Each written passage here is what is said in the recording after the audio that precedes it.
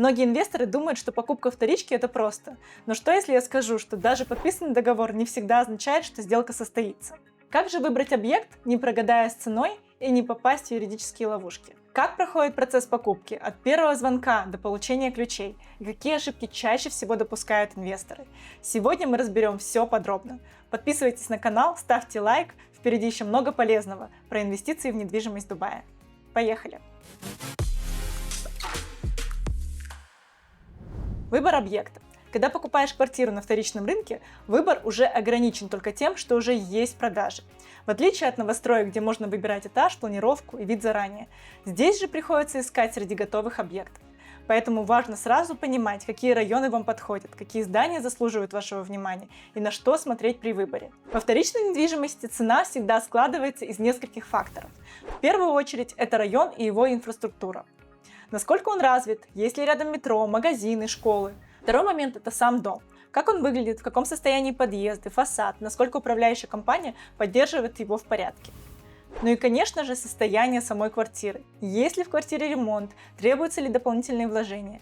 Чем лучше объект, тем выше спрос на него и, соответственно, тем выше цена. Процесс сделки на вторичной недвижимости. Когда сделка выходит на финальный этап, подписываются 3 ключевых документа. Первый документ – это контракт A. Он заключается между продавцом и его брокером.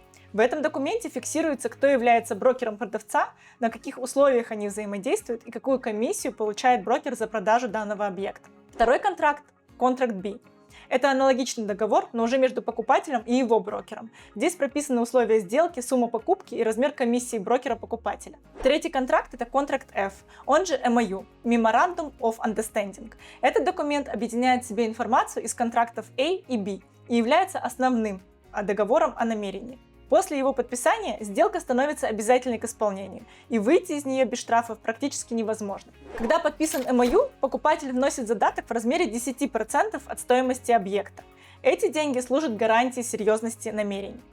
Если покупатель в дальнейшем отказывается от сделки, задаток остается у продавца. Если же продавец передумывает, он обязан не только вернуть задаток, но и выплатить покупателю дополнительную сумму в размере тех же 10%.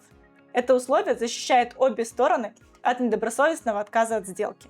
Также важно учитывать срок, на который подписывается MOU. Чаще всего мы подписываем MOU на 45 рабочих дней. Это примерно 2 месяца. Этот период необходим для завершения всех процедур, проверки объекта на наличие задолженности. Перед покупкой важно убедиться, что у квартиры нет долгов. Продавец должен полностью закрыть все обязательства перед тем, как продавать недвижимость новому владельцу. Для подтверждения этого застройщик или управляющая компания выдает NOC – Not Objection Certificate.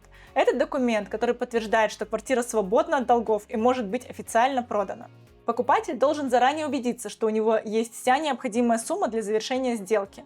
Обычно расчет производится через менеджер-чек или декларацию, то есть деньги должны быть безналичными. С 2023 года, согласно новым правилам регулирования, все сделки на сумму свыше 55 тысяч дирхамов, это примерно 15 тысяч долларов США, подлежат обязательному финансовому контролю и должны быть задекларированы в соответствующих органах.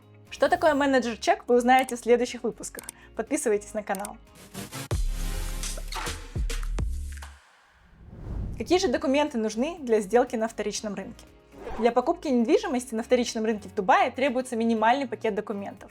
Если инвестор лично присутствует на сделке, достаточно только его паспорта, вне зависимости от его резидентского статуса. Сделки доступны и для нерезидентов. Если инвестор не может присутствовать в стране, то потребуется доверенность POA – Power of Attorney. Она должна быть оформлена на резидента Арабских Эмиратов, поскольку нерезидент не может выступать вашим доверенным лицом. С этой доверенностью представитель сможет подписывать все необходимые документы и завершить сделку от имени покупателя. Какие комиссии и налоги есть на вторичном рынке? При покупке недвижимости в Дубае на вторичном рынке покупатель оплачивает несколько обязательных сборов. Первый сбор – это 4% от стоимости объекта. Это налог земельного департамента, налог DLD. 2% от стоимости объекта – это комиссия брокеру. 4000 дирхам плюс 5% НДС – это трастовый сбор, trustee fee. 580 дирхам – оформление title deed, свидетельство о праве собственности. Эти расходы стоит заранее учитывать, чтобы избежать сюрпризов, и важно учитывать их при расчете общей стоимости покупки. Как же проверить вашего брокера?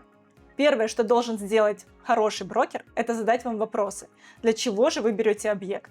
Жить, сдавать в аренду, флипить, зафиксировать деньги. Все эти стратегии совершенно разные. Если брокер не интересуется вашим запросом и сразу начинает предлагать объекты, скорее всего, он просто сливает то, что у него зависло в базе. А вам такой брокер точно не нужен. Второй момент – это цифры. Все, что говорит брокер, должно быть подтверждено фактами. Какая цена у аналогичных объектов? Какой средний рост стоимости в данном районе? Сколько можно реально заработать на аренде? Чем этот объект лучше других? Если брокер говорит вам, это выгодное вложение, но не показывает никаких реальных данных, это звоночек. Хороший брокер всегда оперирует цифрами, скриншотами, ссылками, а не просто словами. Какие же основные риски есть у инвесторов? Основной риск покупки – это неправильный выбор стратегии. Часто инвесторы пытаются совместить несочетаемое. Хотят купить недвижимость, которая и самим нравится, но при этом хотят, чтобы она приносила хороший доход. В реальности это практически всегда заканчивается неудачей. Объекты, которые выглядят привлекательно для личного проживания, обычно дороже, но при этом дают низкую доходность в аренде.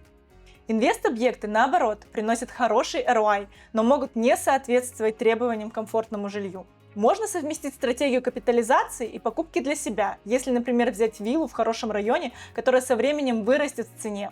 Но если цель высокая доходность от аренды, лучше сразу настроиться на другой сегмент рынка. Важно четко понимать свои приоритеты. Если инвестор хочет жить в объекте сам и готов к соседям, которые жарят карри и устраивают шумные вечеринки, отлично, мы можем выбрать для вас что-то ликвидное, но простое. Если же хочется уединения, потрясающего вида, дорогой отделки, тогда эта история больше про капитализацию, а не про пассивный доход от аренды.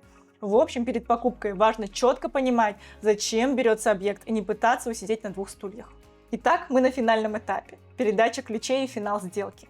Когда все документы уже готовы, деньги переведены, остается только последний шаг – регистрация сделки в трасте-офисе.